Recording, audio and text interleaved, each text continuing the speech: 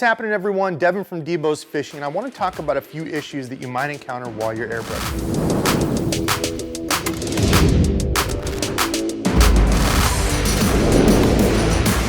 If you're like me, I didn't have a teacher when I started out. I watched a lot of videos, and a lot of this I just had to figure out on my own. So I want to try to offer some helpful tips that will hopefully cut down on that frustration and time learning for you. So the first thing we've got is tip drying. Very common issue. Anybody who airbrush paints is going to run into this, and it's a quick, easy fix. So what I mean by tip drying is when you're going through, you can draw real straight and easy, tiny lines when you first start out, right? So you're coming through here, drawing real easy, good to see lines, and then you get to a point where you're like, wait a minute, something's stopping. It was working fine just a second ago. Really happens most of the time when you keep the air on, spray, and then let it off. So one tip I always give people is as you spray, keep the air on the whole time. Remember, it's a two-stage, so this is just air, no paint. Pull back for paint, and then push forward and stop it. And if you keep that air going most of the time, it doesn't allow that paint to actually sit on the tip of the airbrush. So what I mean is, as I'm spraying, if I'm doing this and spray a line, a line, a line, a line here, notice I never let off the air.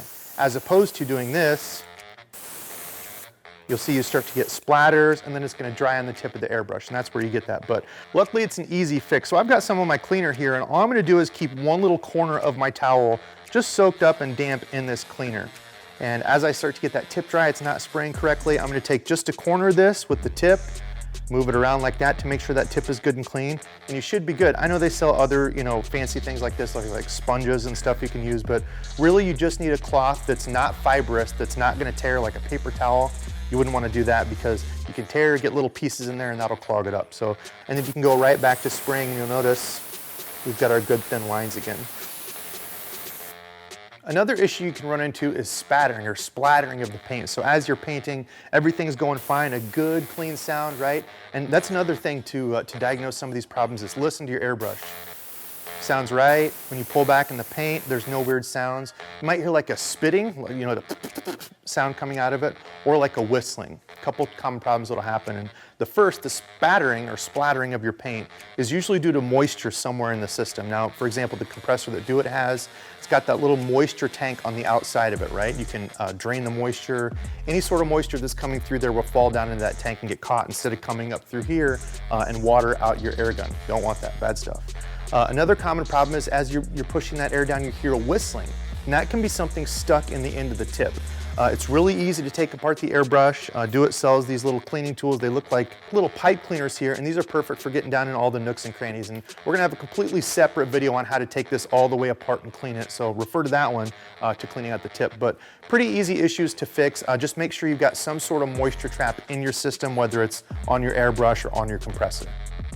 Another common problem you can run into is paint left in the cup. So remember, this is just a regular cup inside here. It's connected to your airbrush, so it's vital to get this cleaned out if you don't want those colors mixing in between. Now, sometimes it works to your advantage. So let's say I'm blending colors on a bluegill and I've got like a light brown and I'm going into a green. Oftentimes I won't clean out the paint in between. So I put my brown in, I've sprayed all the brown I need. I've got a little trap here that I can take and spray the extra paint. When it's pretty much clean, I'll put my green in and start spraying because that brown and green is going to kind of mix and give me a transition, so it's not like hard brown and then just a green line starting after it. They kind of mix, which helps. But there's times you definitely do not want that. So let's say I've got a white blank and I put like purple on the belly of it, let's say. And then I get a chartreuse or green or something and I want to spray that next. I do not want that pink mixing with the green or the yellow, whatever color. So it's gonna have some sort of weird, orangish, whatever color that you don't want. When you're done with your colors, if you want a good hard color and you don't ever want them to mix, get all of that old color out and make sure you do a thorough job cleaning your cup in between. Something else that takes a little bit of getting used to is the thickness of the paint that you're using. Now, like I said, most of the bait blast paints from Do It come user-friendly. They're ready to use out of the bottle. But if you're doing more detail work, you have a finer needle, sometimes that paint can be too thick. And as you're spraying on the paper, you'll notice that the sound's good, and when you pull back, everything's working fine, but you're just not getting paint coming out of it. It's one of two things. Usually it's gonna be something stuck in the tip. Like I said, there's a whole different video on how to take this apart, make sure you keep it clean, or the paint you're using is too thick. Remember, this is gravity fed, so this paint has to roll down and fall down into that spot where the needle's at and spray out. So if this is too thick and you've got a real tiny hole there, it's just not getting through it. So everything will sound right. You can't figure out what's wrong. Probably something in the tip or it's too thick. Now on the other end of the spectrum, if your paint is too thin, and this is kind of a little bit to get used to because pressure comes into play here as well. So if you've got a pretty thin paint with a little bit larger nozzle, what'll happen is as you're spraying the paint on your surface, you can see here everything looks good, but your paint is a little bit too thin or your pressure is too high, and you're gonna get spidering. See how that kind of rolls out? It gives like little edges coming out of it, and it will look, this paint's perfect for spraying, but if you have it too thin, it'll spray out like water.